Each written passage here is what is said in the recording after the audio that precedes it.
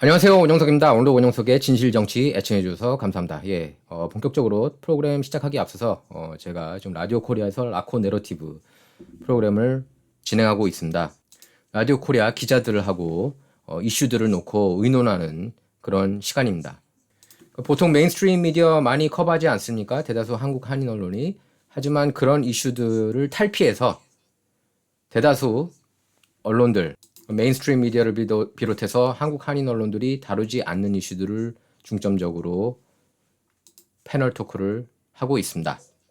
많은 애청 부탁드립니다. 제가 플레이리스트 링크를 올리도록 할 테니까요. 댓글에 이렇게 핀을 걸어 놓겠습니다. 그래서 많은 애청 부탁드립니다. 이제 보면은 첫 번째 방송으로 프랑스 명품 발렌시아가 광고 소화성애 논란 그런 이슈들 다뤘고, 두 번째 에피소드는 헌터 바이든 랩탑. 이거 꼭 좀 애청해 주시기 바랍니다. 그리고 세 번째는 바이든 정부 결정, 러시아에 수감된 여자 포로 이런 이슈 다뤘고, 일란 머스크 트위터 새 CEO 물색하고 있다. 보발 리버럴 여러분께서 아시는지 모르겠어요. 많은 기업들이 캘리포니아 떠나고 있다. 이런 이슈들. 우크라이나 러시아 전쟁 언제 끝나나, 이게 가장 최근에 올라온 겁니다. 다시 한번 많은 애청 부탁드립니다. 자, 오늘도 총기 난사 사건이 또 벌어졌습니다. 캘리포니아주 샌마테오 카운티에 위치한 해안 도시 하프문 베이에서 총기 난사 사건이 발생해서 최소 7명이 사망했습니다.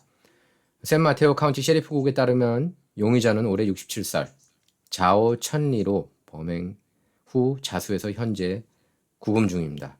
경찰은 오늘 2시, 서부 시각으로 2시 22분쯤 총격 사건이 일어났다는 신고를 받고 하이웨이로 출동을 했습니다. 12700블락 카브릴로 하이웨이로 출동을 했어요. 그래서 현장에는 4명이 총상을 입고 쓰러져 있었는데 모두 사망 판정을 받은 것으로 확인됐습니다.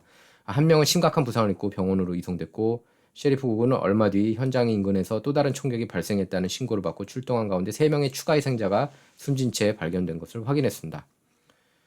용의자 천리는 오후 4시 40분쯤 하프문베이 변전소 주차장에서 체포가 됐습니다. 경찰은 범행에 사용된 총기가 용의자 차량 안에서 발견됐다고도 전했습니다. 경찰이 현장에 도착했을 때 4명이 숨진 채 발견됐습니다. 그래서 한 명은 중상을 입고 병원으로 이송된 것으로 확인이 됐고요. 또 곧이어 현장 인근인 1번 하이웨이 근처 마운틴 버섯 농장에서 또 다른 총격 사건이 발생했습니다. 출동한 경찰은 현장에서 총상을 입고 숨진 3명 피해자를 발견했는데요. 그래서 사망자는 총 7명, 모두 중국계 농부로 확인이 됐습니다. 한인은 없었습니다. 그래서 가빈 뉴섬 주지사는 트위터를 통해서 이렇게 밝혔습니다. 모너레이 파크 총기 난사 사건 희생자를 병원에서 만나고 있을 때 이번 하프문 총격 사건에 대한 보고를 받았다. 그러면서 비극이 덮쳤다고 전했습니다. 보면 아시안 커뮤니티 내 이렇게 총기 난사 사건이 이틀 연속은 아니지만 지난 주말 동안 2번 일어난 셈입니다. 모너레이 파크에서는 최소 11명이 사망했습니다. 어제는 10명이었는데 11명으로 늘어났습니다. 그래서 음력설 전날인 20일 모너레이 파크의 중국계 댄스 교습소에서 휴 캔 트렌, 72살 된 휴 캔 트렌이라는 사람이, 남성이 총기를 난사해서 11명이 목숨을 잃었습니다. 자, 다음 뉴스로 넘어가겠습니다. 마이크로소프트가 인공지능 AI 챗봇 챗GPT 개발사인 오픈AI에 대한 새로운 투자 계획을 발표했습니다. 사티아 나델라 마이크로소프트 최고 경영자는 블로그에 이렇게 밝혔어요. 오픈AI와 파트너 관계를 맺었다. 최첨단 AI 연구를 진전시키고 AI를 새로운 플랫폼으로 만들려는 공동의 야망을 위한 거다. 이렇게 발표했습니다. MS와 오픈AI 파트너십 체결은 2019년 그리고 2021년에 이어 세 번째입니다. 최근 인공지능 챗봇 챗GPT 연일 화제예요. 그래서 이번 파트너십은 AI 발전을 가속화하고 두 회사가 미래 첨단 기술을 상용화하는 데 도움이 될 것이라고 마이크로소프트는 설명했는데요.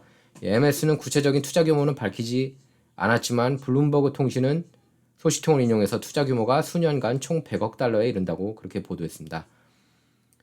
앞서 온라인 매체 세마포르도 마이크로소프트 투자 금액은 100억 달러라고 보도를 했습니다. 자, 오픈 AI 같은 경우에는 일론 머스크가 또 관여돼 있었죠. 일론 머스크 테슬라 CEO 그리고 피터 틸,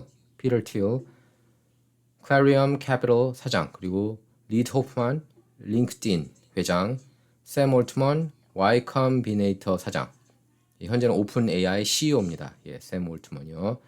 이런 사람들이 인류에게 도움이 될 디지털 지능 개발을 목표로 2015년에 설립한 비영리 회사입니다. 작년 11월 공개한 챗봇 챗GPT는 사람과 상당히 비슷한 글을 쓸 수 있는 획기적 성능으로 화제를 모으고 있어요. 그래서 앞서 공개한 이미지 생성 AI인 달리2도 그림을 그려주는 기능으로 인기를 끌고 있습니다. 그래서 이번 파트너십 체결로 마이크로소프트는 오픈 AI를 이용해서 클라우드 서비스인 Azure 기능을 크게 강화할 것이라는 전망입니다. 자, 좀 전에 브레이킹 뉴스로 뜬 건데요. Breaking FBI official who investigated Trump ties to Russia was just arrested for illegal ties to Russian oligarch.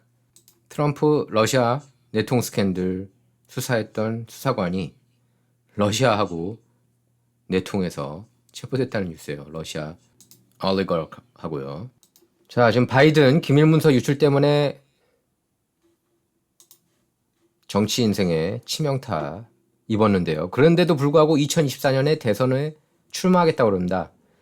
지금 미국인들의 바이든을 향한 지지율 계속 뚝뚝 떨어지고 있고 신뢰도 뚝뚝 떨어지고 있습니다.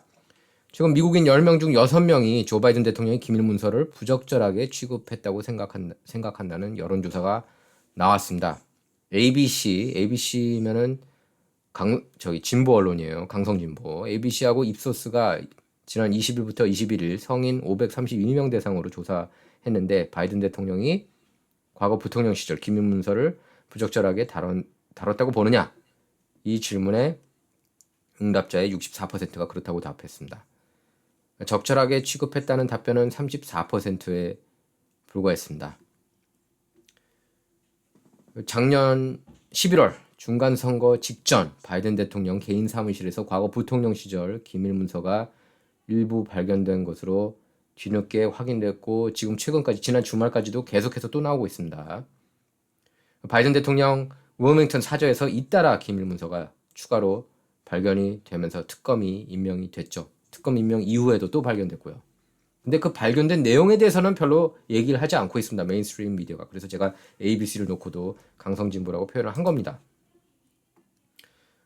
지금 FBI의 사저 수색을 통해 또 다른 문서가 나타나면서 지금 파문이 걷잡을 수 없이 커지고 있습니다. 그러면서 이제 도널드 트럼프가 탄력을 받고 있어요. 모멘텀이 자기한테 온 걸 또 알고 있습니다. 트럼프가 워낙에 미국 정치를 잘 읽는 사람이기 때문에 흐름을 또 기회를 놓치지 않겠죠. 지금 뉴햄셔라고 사우스캐롤라이나에서 랠리 앞두고 있어요. 그리고 3월에는 이제 워싱턴 DC에서 CPAC 행사가 있습니다. 그때 이제 워싱턴 DC 방문도 합니다. 트럼프는 이제 특히 이제 CPAC 같은 경우는 우파 진영의 슈퍼볼 행사라고 볼 수 있는데요. 그래서 이번에 이제 10년 넘게 CPAC에서 특별 연사로 활동했고 올해 CPAC에서도 메인 이벤트를 장식할 것으로 보입니다. 팬데믹으로 인해서 지난 2년간은 플로리다하고 텍사스에서 개최됐는데요. 올해는 3월 1일부터 4일까지 워싱턴 DC에서 열립니다. 메건 파워 스몰 대변인은 이렇게 얘기를 했습니다. 트럼프는 수백만 미국인에게 다가가는 주요 커뮤니케이션 플랫폼으로서 CPAC의 중요성을 항상 이해하고 미국을 더욱 안전하고 번영하게 만든 성공적인 미국 우선주의 정책 의제를 선보였다. 이렇게 밝혔습니다. 대선 출마를 선언한 상황이기 때문에 올해 CPAC 행사가 더욱 기대가 되고 있습니다. 자, 이런 와중에 제프리 앱스틴 뉴스가 또 나왔습니다. 메인스트림 미디어가 처음에 이거 다 음모론이라고 했던 거예요. 그래서 여러분께서 반드시 알아야 되는 뉴스입니다. 계속 팔로우업을 해야 되고요. 앤드루 왕자, 제프리 앱스틴 스캔들. 네, 워싱턴 포스트가 보도했는데요. 영국 왕실 앤드루 왕자가 미성년자 성폭행 혐의를 부인해 왔지만 거액 합의금을 지급하기로 함에 따라 왕실서 영구 퇴출 위기에 놓였다고 보도했습니다. 그래서 지난 2001년 억만장자 제프리 앱스틴 하고 함께 당시 17살 미성년자였던 미국 여성 버지니아 주프리를 성폭행한 혐의를 받고 있습니다. 그래서 미국에서 재판을 받을 예정이었지만 민사소송 개시 전 피해자와 합의했다고 알려졌죠. 하지만 오늘 보도에 따르면 앤드루 왕자는 법정에서 무죄를 주장하고 있고 버지니아 주 프리를 상대로 법적 소송을 시작하기 위해 1200만 달러 자금을 모으고 있다고 합니다. 2020년 제기된 민사소송에서 주 프레는 앤드류 왕자가 당시 17살인 자신에게 3번에 걸쳐 강간하고 학대했다고 비난했는데요. 앤드류 왕자는 어떠한 잘못도 없다고 부인했지만 작년 엘리자베스 2세 여왕 즉위 70주년이라는 경사 분위기를 망치지 않기 위해 어쩔 수 없이 법정 밖 합의에 동의했다는 분석도 나왔습니다. 합의 금액은 360만 달러에서 1480만 달러 사이인 것으로 알려졌었는데요. 익명의 왕실 소식통은 영국 일간 더선에 이렇게 얘기를 했습니다. 앤드류는 항상 자신이 무죄라고 주장해왔고 마침내 미국 법정에서 그것을 증명하고 싶어한다. 이렇게 밝혔습니다. 그러면서 이렇게도 얘기를 했어요. 플래티넘 주빌리, 이게 그 여왕 엘리자베스 2세 여왕 즉위 70주년입니다. 그 행사를 망치지 않기 위해 사건을 해결하라는 압력을 앤드류가 받았고 개인적으로나 여러 부분에서 많은 대가를 치렀다. 이렇게 밝혔습니다. 그래서 앤드류 왕자는 성폭력 혐의를 부인했지만 이미 군 직함을 박탈당하고 전하 호칭도 사용할 수 없게 됐습니다. 소아성애자 제프리 앱스틴 빼놓을 수 없는데요. 제프리 앱스틴 하고 함께 범죄를 공모한 혐의로 플로리다 연방교도소에서 20년형을 선고받고 복역 중인 길레인 맥스웰 이 여자죠.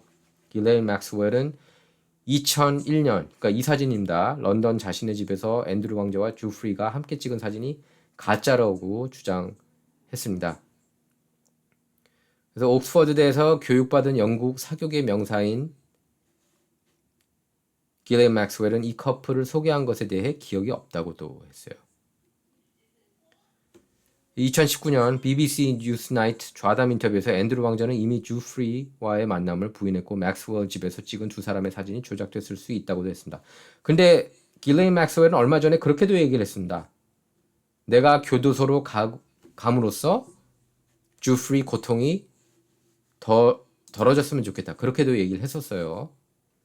더 선은 앤드류 왕자와 전 부인 세라 퍼거슨이 작년 거대 별장 스위스 샬레를 1200만 달러에 매각한 뒤 주프리에 대한 새로운 법적 투쟁을 위한 자금을 모으고 있다고 보도했고요. 또 고 엘리자베스 2세 여왕도 앤드류 왕자에게 수백만 파운드 유산을 남겼다고 알려져서 합의금 중 일부는 여왕의 사지에서 나온 것으로 그렇게 분석되고 있습니다. 자, 이런 가운데 제프리 앱스틴 목매달아 자살한 것으로 그렇게 알려지지 않습니까? 알려지지 않았습니까? 저는 그렇게 생각하지 않아요. 저는 누가 죽인 거라고 봐요. 마침 그때 교도관 2명이 졸았고 또 CCTV도 오작동 나고 웃기지 않습니까? 그리고 지난 40년간 거기서 자살 케이스가 딱 2번 있었는데 마침 제프리 앱스틴이 죽었다? 그것도 웃기고요. 앱스틴 아일랜드에 갔던 사람들, 명사들을 보면은 누군가 그 중에 한 명이 죽이지 않았나 이런 생각이 들어요. 저는 솔직히. 길레인 맥스웰도 그런 생각이 들었나 봅니다. 인디펜던트에서 보도했는데요. 길레인 맥스웰 says she believes Jeffrey Epstein was murdered in prison. 교도소에서 누가 살해한 것으로 본다. 길레인 맥스웰. 많은 사람이 그렇게 생각하고 있습니다. 자, 좀 전에 이제 뜬 뉴스라서 다시 한번 총기 난사 사건, 모노레일 파크 총기 난사 사건에 대해서 다뤄야 될 것 같은데요. 예, 음력설 전날 사건 일어났죠. 그래서 LA 인근 모노레일 파크 댄스 교습소 스타 댄스 스튜디오에서 총기 난사를 벌인 휴 캔트렌 이 사람입니다. 이 사람이 약 10년, 20년 전에는 이곳의 단골 고객이었다고 CNN이 보도를 했어요. 야후 뉴스에도 이렇게 보도가 됐고 다만 그가 이곳에 최근 수년간 출입한 적이 있는지는 아직 파악되지 않고 있다고 합니다. 그래서 이 댄스 교습소는 현지 중국계 중장년층 사이에서 인기 있는 사교 모임장으로 전해졌고요. 트렌이 총기 난사를 벌였을 때도 중년 회원들이 음력설을 앞두고 모여 중국인들이 광장에서 추는 광장무를 연습 중이었던 것으로 알려졌습니다. 그래서 트렌의 전 부인이 CNN하고 한 인터뷰에 따르면 두 사람은 약 20년 전 이곳에서 열린 댄스 행사에서 만났다고 하는데요. 트렌 이 사람입니다. 트렌이 자기소개를 하고 무료로 춤을 가르쳐 주겠다고 제안한 것을 계기로 두 사람은 교제를 시작했고 얼마 뒤에 결혼했습니다. 그래서 이곳은 커뮤니티에서 인기 있는 모임 장소였고 트렌은 공식 강사는 아니었지만 비공식적으로 사람들에게 댄스를 가르쳐 주기도 했다고 합니다. 트렌이 전처에게 폭력을 행사한 적은 단 한 번도 없었지만 화를 잘 내는 성격이었다는 게 전처의 설명입니다. 예를 들어서 전처가 춤을 추다가 스텝을 놓치면 트렌이 자기가 망신을 당했다고 여겨 화를 냈다고 했는데요. 이런 전처 인터뷰 내용을 CNN은 전처 자매에게 확인했다고 그러고 또 맞는 얘기라는 반응이 나왔다고 전했습니다. CNN은 LA 법원 기록을 열람한 결과 트렌이 2005년 말에 이혼 청구 소송을 냈고 그 이듬해에 한 판사가 이혼을 승인한 것으로 그렇게 확인했다고 밝혔는데요. 전처가 CNN에게 보여준 혼인신고 증명서 사본에 따르면 트렌은 중국 출신 이민자였습니다. 다만 최근 몇 년 사이 트렌이 이 댄스 교습소에 출입한 적이 있었는지는 아직 불명확하다고 전해졌고요. 2010년 전후로 수년간 트렌과 가까이 지냈던 지인을 인용해서 트렌이 당시 거의 매일 밤 자동차를 몰고 이 댄스홀에 간 것으로 알려졌습니다. 지인에 따르면 트렌이 당시 살던 샌게이블 집에서 스타 볼륨 댄스 스튜디오까지 거리는 자동차로 5분에 불과했는데요. 당시 트렌은 이 댄스홀 강사들이 자신을 마음에 들어하지 않고 자기에 대한 험담을 늘어놓는다고 친구들에게 불평한 적도 있었다고 합니다. 그래서 이 지인은 이렇게 얘기를 했어요. 트렌이 당시 이곳, 그러니까 댄스홀에 있는 많은 사람에게 적대적이었다. 예. 그래서 화를 잘 내고 불만이 많았고 사람들을 믿지 못하는 것처럼 보였다. 이렇게도 전했습니다. 범행 동기가 아직 명확하지는 않아요. 예, 명확하지는 않습니다. 그래서 LA 중국계 상공회 소회장인 체스터 총은 이렇게 얘기를 했어요. 이 댄스 교습소 주인이 사건 당일 그곳에서 행사를 열었고 참석자 가운데 한 여성은 행사에 초대받았지만 이 여성의 남편은 초대받지 못해 남편이 화가 났다. 그래서 총 회장은 이 남편이 이번 사건 총격범인 것으로 보이고 이번 사건이 질투심에서 비롯했을 수 있다는 관측을 내놨지만 다만 해당 여성이 총격범 전처인지 현재 부인인지 혹은 다른 사람인지에 대해서는 설명하지 않았습니다. 총 회장에 따르면 댄스 교습소 주인이 행사에 특정인만 초대하는 것은 드문 일이 아니고 행사에 참석하지 못한 사람들은 불만을 자주 표출했던 것으로 알려졌습니다. 그리고 이 사람이 이제 트럭 운전 기사로 일한 적이 있는 것으로 그렇게 알려졌습니다. 그래서 트렌은 2002년 캘리포니아에 트럭 사업자 등록을 했지만 2년 뒤 회사를 해산했고요. 또 당시 그가 작성한 서류에 따르면 회사는 서류상으로 등록되어 있었을 뿐이고 자산이나 부채나 채무는 없었습니다. 또 공식 기록에 따르면 이 사람은 20여 년간 보유하고 있던 샌게이블로 집을 2013년에 매각했고요. 2020년 LA에서 동쪽으로 약 140km 떨어진 헤메트 소재의 노인 커뮤니티 이동식 주택, 그러니까 모빌홈을 산 것으로 조사됐습니다.